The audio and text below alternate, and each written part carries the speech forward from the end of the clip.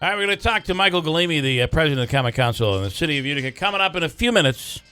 And we'll be discussing this new apartment complex that was passed last night by the Common Council. Big hour, next hour. Griffo will be in, going to be talking about the groundbreaking yesterday.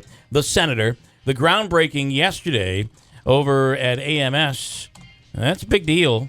And also the fact that the Democrats took away another slot.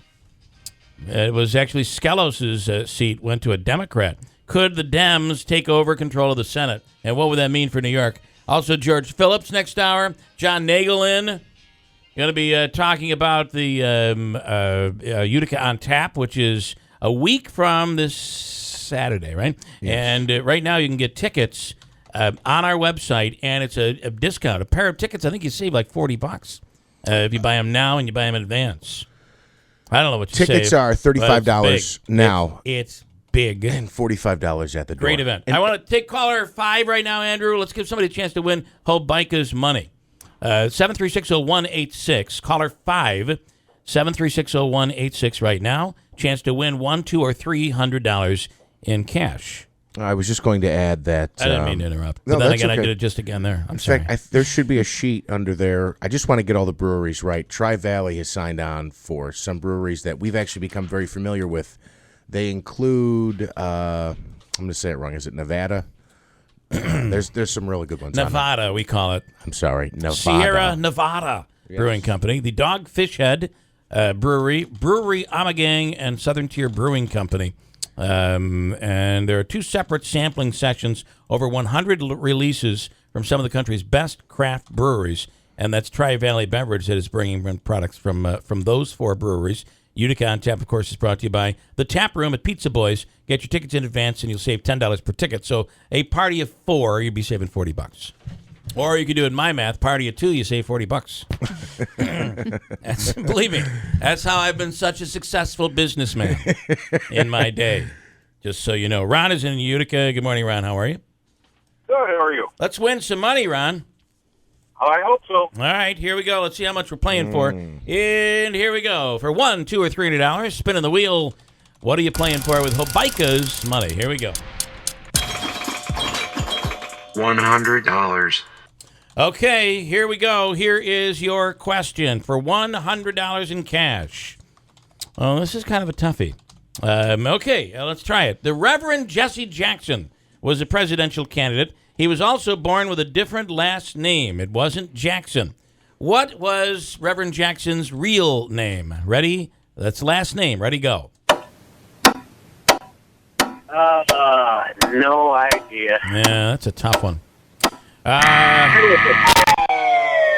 Andrew, what kind of question is that? How in the hell is he ever going to get that one? I don't know. I thought maybe he would have got it. Still pretty early in the morning. A sheepish response. I'm sorry, the answer would be Burns. That was a tough one. How about if we give you a little something, we'll hook you up with some dinner, okay? Dinner for 2 of our Carmelas. That'd be great. All right, hold on. Yesterday, we had a winner from Remsen who had what was the Chinese flag? How many stars? He knew it right off the bat for $300 that he won yesterday. Hey, here's one for you. Harriet Tubman. Tubman was not her birth name. Why? Why was it changed? Did she not have one? What, do you think she was born Harriet? Yeah. Like Madonna.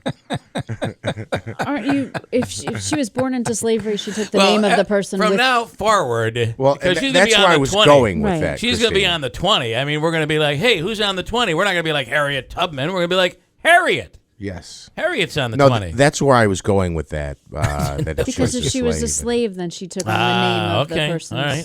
Harriet. That sounds like a daytime talk show. Harriet. It's time for Harriet. Live with Harriet. Okay. The answer is because she was married. That was her maiden name. Tubman was her maiden name. Okay. Not so sinister. Her real name, she was born Ross.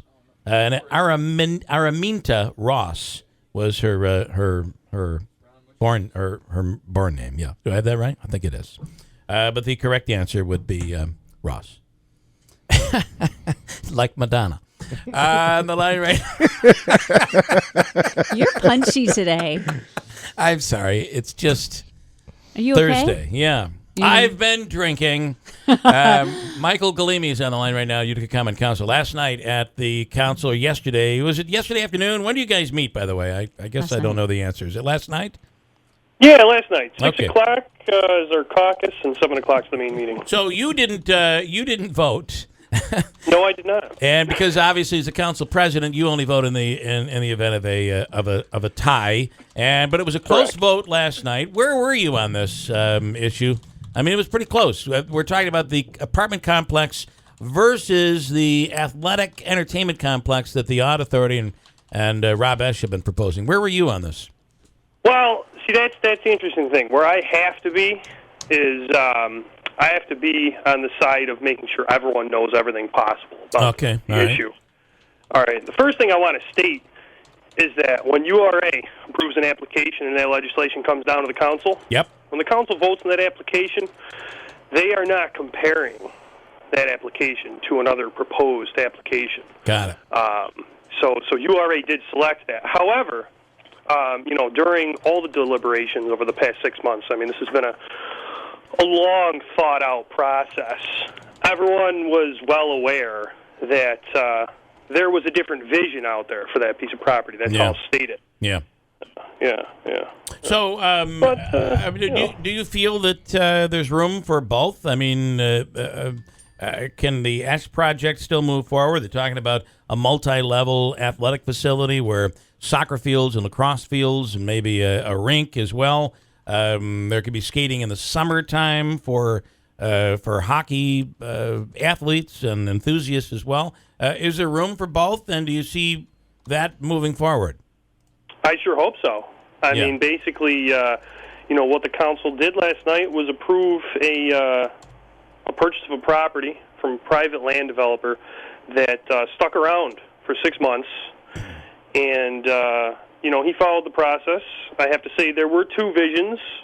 Both had merit, but now that he's going to be breaking ground there, I hope we can move forward and work Yeah. together. Because me personally, I mean, I followed this from before I was even council president. This started Sure. before my term started, and I stayed closely involved in this, and speaking with everyone Yeah. at the table. I mean, personally, the only person I didn't personally speak to was Rob Esch. But okay. Carl, Rick Gaffel from Purcell, Carl Anise from the Aud Authority. Sure. I made sure that everyone's. I felt like the council really did consider the fact that they had a tough decision before Sure. them. Well, it was a close 5-4 vote, right? Okay, my question would be, how does the face of this all change? I know that Tony's Autolicious is up for sale, and what's happening there? Do you know what the future of that property is going to be? Do you have any idea?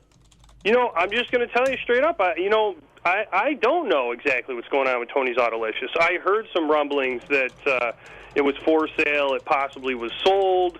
And then, but I don't. I have. I can't. Yeah. You can't pin me down on that because I don't Okay. like talking about stuff I don't know about. All right. Well, I was just about to really grill you on it, but I'll back off. How about that? So again, but obviously, though, you see that the potential for the other two projects to really work together and to coexist. What do these apartments? I think a lot of people are wondering. These are market value apartments, right? Is that what Market rate. Market rate. That's how they're Market rate. classified. Market rate. So what does that? I mean, Andrew was saying that it's going to be something more of you might see when you were in Houston or Dallas or wherever you were, and Nashville. maybe there are maybe Yeah, some there's store. another place you can compare it to as well, and I think Okay. that's kind of how the city's going, especially with Harbor Point Project, what they're trying to do with Bag Square. If anyone's been in like Austin, Texas, Okay. there's a lot of a lot of the tech firms are just north of downtown in Austin, and they're all around a place called the Arboretum. And the Arboretum, it's someplace I stay when I go work in Austin. Mm-hmm. What I see there is what everyone always talks about. It's mixed use. Yeah. There's hotels. There's beautiful apartments. There's high-tech firms. There's stores. There's people walking around getting coffee. There's mom-and-pop shops, and there's chains, and everything coexists. So what I'm hoping is that if we keep making consistent decisions, keep moving forward, and really think about what we're doing, that Utica can can keep moving forward. That's what I'm trying to do. All right. But one thing I want to say about this process, though, when this was announced last year, I thought the council did make the right decision voting it down because they didn't have enough information on the table. Okay. And I myself, from an outsider at that point, was thinking to myself, how could this type of decision be put on the table when, the left hand didn't know what the right hand was doing? Okay. And after all this time has gone by, I think, URA went through the process all over again and passed on the legislation. And we had to make the council had to make a decision on it. And I respect everyone's vote. And even after the vote, even though it was 5-4, what I was happy to see was when the vote was over and everything was said and done, all the council members basically got together after and said, hey, let's do the best we can and move this forward in a positive way. All right. That's what I want to see. Common Council President Michael Galime, thanks for coming on, Mike. I appreciate it. Yeah, thank you. Right. You guys have a good morning, I should say. Good morning. Yeah, it feels like afternoon already. It's crazy. All right, thanks, man. Okay, next hour I got a ton to get into. Nagel coming in and our beer of the week. Griffo, George Phillips. Big hour next hour at WIBX.